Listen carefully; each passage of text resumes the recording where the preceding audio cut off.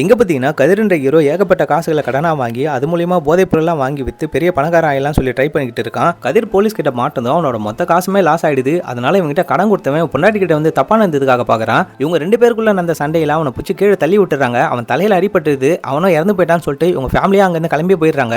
அடிப்பட்டவன் இறந்து போயிருக்க மாட்டான், அவன் கோமா ஸ்டேஜுக்கு தான் போயிருப்பான். அவனோட அண்ணன் என் தம்பி இந்த மாதிரி பண்ணவன கண்டிப்பா சும்மா விடக்கூடாதுன்னு சொல்லிட்டு அவனை போட்டு தள்ளுறதுக்காக சில ஆளுங்களை அமுச்சு விட்டு இருந்திருப்பான். கதிர் அவன் ஃபேமிலியை கூப்பிட்டுக்கிட்டு அவனோட பூர்வீக ஊரான மலைக்காட்டு உள்ள பதிங்களான்னு சொல்லிட்டு போயிருப்பான். இவங்க மலைக்காட்டில் இருக்க எழுவன்ற ஒரு ஆளும் அங்க இருக்க ஊர் மக்களோட லேண்ட் எல்லாமே கொஞ்சம் கொஞ்சமா வாங்க ஆரம்பிக்கிறான். அது மூலமா அதை ஒரு சுற்றுலா தலமா மாத்தி அங்க இருக்க மக்கள் எல்லாருமே வெட்டி அடிக்கணும்னு சொல்லி ஒன்னும் ட்ரை பண்ணிக்கிட்டு இருக்கான். ஊர் மக்களுக்கு சுத்தமா படிப்பறிவு கிடையாது. அதனால அங்க பிரசிடென்ட்டா இருக்க ஒரு லேடியுமே அவன் ஏமாத்தி இந்த ஊருக்கு பாதை தேவையில்லைன்னு சொல்லிட்டு கவர்மெண்ட் கொடுக்குற சலுகையை கூட அவன் வரவிடாம பண்ணிக்கிட்டு இருக்கான். ஊருக்கு தேவையான ரோடு வசதியும் தண்ணி வசதியும் மருத்துவ வசதி எதுவுமே இல்லாததுனால தான் அந்த ஊர் மக்கள் எல்லாருமே லேண்டை சேல்ஸ் பண்ணிட்டு அங்கிருந்து கிளம்பிடுறாங்க. அந்த ஊருக்கு தண்ணி வசதி கொடுக்குற ஒருத்தரோட லேண்டை இவன் எப்படியாச்சும் வாங்கணும்னு சொல்லி பிளான் பண்ணி இவனே ஒரு ஆளை செட் பண்ணி அவங்க பொண்ணையும் போயிட்டு பொண்ணு கேட்கறான். என்கிட்ட எல்லாம் சுத்தமா காசு கிடையாது, அதனால என் பொண்ணெல்லாம் கல்யாணம் பண்ணி கொடுக்குற எனக்கு விருப்பம் கிடையாது, இங்க இருந்து போயிடுங்கன்னு சொல்லிட்டு அவருமே எவ்வளவு சொல்லி பாக்குறாரு. கல்யாணத்துக்கு தேவையான காசை நானே கொடுக்குறேன்னு சொல்றாரு. நீ கல்யாணத்துக்கு கொடுக்குற மாதிரி கொடுத்துட்டு என்னோட லேண்டை நீ மொத்தமா எழுதி வாங்கிறதுக்கு தான் பாப்ப, அதெல்லாம் எனக்கு தேவையில்லைன்னு சொல்லிட்டு இவருமே கரெக்டா தான் உஷாரா இருக்காரு. ஆனா இவங்களோட பொண்டாட்டிக்கு தன்னோட பொண்ணு சிட்டில போயிட்டு வாங்கணும்னு சொல்லி ஆசை. அதனால இந்த கல்யாணத்துக்குமே ஓகே பண்ணிடுறாங்க. ஹஸ்பண்ட் வீட்டில் இல்லாத சமயமா பார்த்து கல்யாணத்துக்கு பணமும் வாங்கிடுறாங்க. அவன் கேட்குற பாண்டு பத்திரத்திலேயே இவங்க ரெண்டு பேரும் சைனும் போட்டுறாங்க. எங்க வீட்டு பத்திரத்தை நீங்களே வாங்கிக்கோங்கண்ணா, இதுக்கான பைசாவை நீங்க கொஞ்சம் கொஞ்சமா தாங்கன்னு சொல்லிட்டு அந்த வீட்டு லேண்டுமே எடுத்துன்னு வந்து கொடுத்துறாங்க.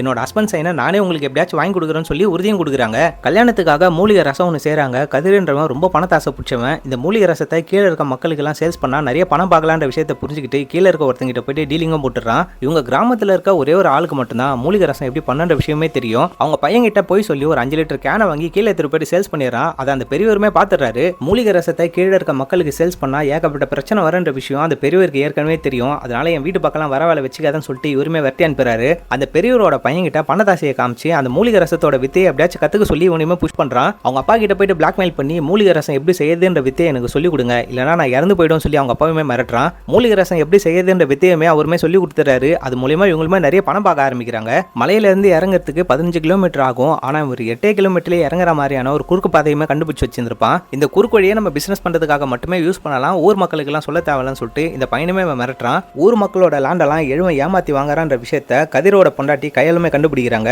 இந்த ஊருக்காக கவர்மெண்ட்ல இருந்து வந்த லெட்டர்ஸ் எல்லாமே பஞ்சாயத்து ஆபீஸ்ல தான் இருக்கும். அந்த பஞ்சாயத்து ஆபீஸை எழுவன் தான் போட்டு மூடி வச்சிருப்பான். ஹீரோயினி செம்ம டென்ஷன் ஆயிட்டு அதை போட்டு வச்சு உள்ள இருக்கிற பேப்பர்லாம் படிக்க ஆரம்பிக்கிறாங்க. ஊருக்காக 2 மாசத்துல ரோடு வர போற விஷயம் ஊர் மக்களுமே தெரிஞ்சுக்கிறாங்க.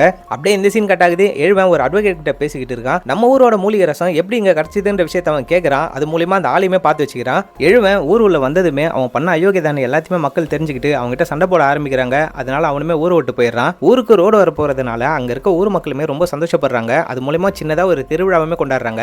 இந்த பொண்ணை ஏமாத்தி கல்யாணம் பண்ணதுனால அந்த பணத்தையுமே திருப்பி எடுத்துன்னு வந்து குத்துட்டு அந்த பத்திரம் எல்லாத்தையுமே இந்த பையனுமே வாங்கிடுறான். ஊர் மக்களை எப்படியாச்சும் பழிவாங்கன்னு சொல்லிட்டு மூலிகை ரசம் காசுற விஷயத்தை போலீஸ் கிட்டயுமே போட்டு குத்துறான். போலீஸா அந்த ஸ்பாட்டுக்கு கரெக்டா போயிடுறாங்க. அங்க இருக்க 2 பேருமே வெட்டிக்கிட்டு போற சமயத்துல 2 பேருமே எஸ்கேப் ஆயிடுறாங்க. ஆனா அவங்களோட அப்பாவையும் வேற ஒரு கிழவனுமே அங்க இருந்து புஷ்டு போயிடுறாங்க.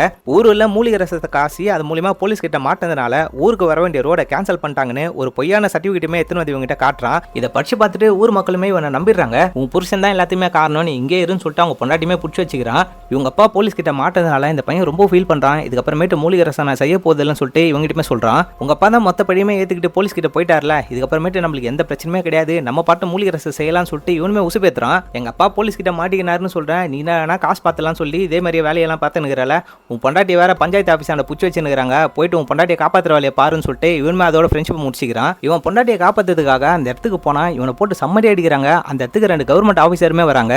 உங்க மலைக்காட்டு கிராமத்துக்கு ரோடு போற விஷயத்தை பத்தி பேசுறதுக்காக தான் நான் இங்க வந்திருக்கேன்னு இவருமே சொல்றாரு.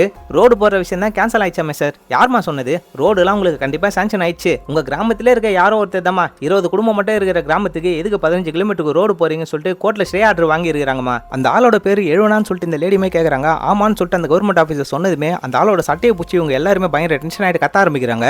ஊர் உள்ளே இருந்துக்குன்னு ஊருக்கு எந்த நல்லதுமே செய்யக்கூடாதுன்னு முடிவு பண்ணிட்டல, நீங்க இருந்து போடா, இதுக்கப்புறம் நீ வரவே கூடாதுன்னு சொல்லிட்டு அந்த ஆள் அங்கிருந்து விரட்டி அனுப்புறாங்க. உங்க ஊருக்கு ரோடு போற விஷயம்லாம் சாங்ஷன் ஆயிடுச்சு தான். ஆனால் 8 கிலோமீட்டருக்கு மட்டும் தான் கவர்மெண்ட் ரோடு போகிறதுக்கு அப்ரூவ் பண்ணியிருக்காங்கன்னு இவருமே சொல்கிறாரு. கீழே இருந்து உங்கள் மலை கிராமத்துக்கு வரணும்னா 15 கிலோமீட்டர் ஆகுது. 8 கிலோமீட்டர்லேயே எதனா ஒரு வழி இருந்தால் சொல்லுங்கள், அதில் நம்ம ரோடு போட்டு குத்தலான்னு இவருமே சொல்கிறாரு. அப்படியே இந்த சீன் கட் ஆகுது. என் மேலே தான் தப்பு இல்லைல்ல, இந்த ஊர் மக்கள்லாம் என் மேலே கை வச்சிட்டாங்க, இந்த ஊரை விட்டு கிளம்பலாம் வான்னு சொல்லிட்டு இந்த ஆளுமே கூப்பிட்றான்.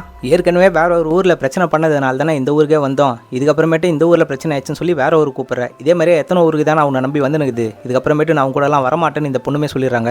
அப்படியே இந்த சீன் கட் ஆகுது. அவங்க ஊரில் இருக்க ஒரு ஆயாக்கு ரொம்ப உடம்பு செல்லாமல் போகுது. அந்த ஆயாவை எப்படியாச்சும் கீழே இறக்கணும்னு சொல்லிட்டு இவங்களுமே ரொம்ப வேகமாக எடுத்துகிட்டு போயிட்டு இருக்காங்க. ஆனால் அதுக்குள்ளே அவங்க ஆயாவுமே இறந்து போயிடுறாங்க. இவங்க வீட்டு வெளியே ஒரு குதிரை பொம்மையும் அது மேலே ஒரு பெட்டியுமே வச்சுட்டு அவன் அந்த ஊரை விட்டு எஸ்கேப் ஆயிடுறான். இவன் ஏற்கனவே ஒரு ஆளை அடிச்சு அவன் கோமா ஸ்டேஜுக்கு போயிருப்பான். அவனுங்க ஆளுங்களுமே இவனை கரெக்டாக தேடி கண்டுபிடிச்சி இவனோட வயிற்றுலையுமே கட்டையால் குத்திடுறானுங்க. இவங்க தாத்தா ஊருக்காக ஏகப்பட்ட நல்லதெல்லாம் செஞ்சிருந்திருப்பாரு, ஏகப்பட்ட தங்கத்தெல்லாம் ஒழிச்சு வச்சிருக்காருன்னு சொல்லிட்டு ஒரு கதையுமே உனக்கு தெரிஞ்சிருக்கும். அதனால அந்த தங்கத்தை தேடி அவங்க தாத்தா கடைசியாக வாழ்ந்த அந்த வீட்டுக்குமே போய் பார்க்குறான். அந்த வீட்டு உள்ள நடுக்கொம்பைன்ற ஒரு வில்லேஜோட மொத்த பத்திரமுமே அங்கதான் இருக்கு. இவன் கண்டுபிடிச்சு வச்ச அந்த கிராமத்து வழியா ரோடு போட்டா 5 கிலோமீட்டர்லயே உங்க மலையை விட்டு கீழே இறங்கலான்ற விஷயத்தை கண்டுபிடிக்கிறான். நான் செஞ்ச தப்புக்கு பிராய்ச்சித்தம் தேடுற வழியா இந்த கிராமத்தை விட்டே போறேன்னு சொல்லிட்டு அந்த நடுக்கொம்பு கிராமத்தோட மொத்த பத்திரத்தையுமே அங்க கொடுத்துடுறான். பத்திரம் எல்லாத்தையுமே ஊருல கொடுத்துட்டு மூலிகை ரசம் மூலியமா சம்பாரிச்ச மொத்த பணத்தையுமே எழுவங்கிட்ட கொடுத்து இது வரைக்கும் இந்த லேண்டெல்லாம் யாரெல்லாம் சேல்ஸ் பண்ணிருக்காங்களோ அந்த மொத்த லேண்டுமே வாங்கி இந்த ஊரை நல்லா செழுமையா ஆக்குங்கன்னு சொல்லிட்டு இவனுமே அந்த லெட்டருமே எழுதி வச்சிருப்பான். இவன் எழுதி வச்சிருந்த அந்த லெட்டர்ல இருக்க அந்த பாதையுமே ஊர் மக்களும் கண்டுபிடிக்கிறாங்க. அந்த இடத்துல இருக்க இவன் டெட் பாடியுமே பாக்குறாங்க.